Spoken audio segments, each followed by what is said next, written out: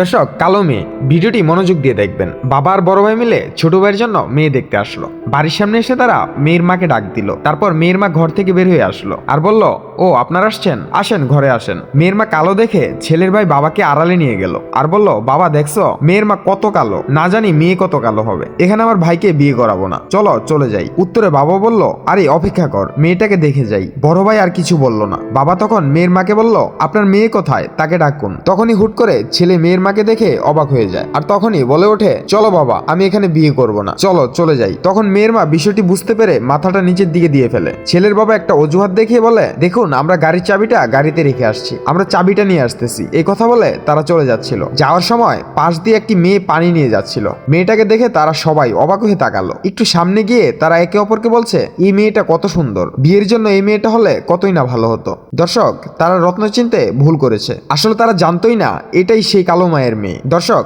একটা কথা মাথায় রাখবেন, কখনো কালো রূপ নিয়ে কথা বলবেন না, কারণ রূপ যৌবন সবসময় এক থাকে না। তো দর্শক, আজকে এই পর্যন্তই। জনস্বার্থে ভিডিওটি শেয়ার করে দিবেন, মানুষ যেন এই ভিডিও দেখে শিক্ষা নিতে পারে। ধন্যবাদ সবাইকে, ভালো থাকবেন, সুস্থ থাকবেন।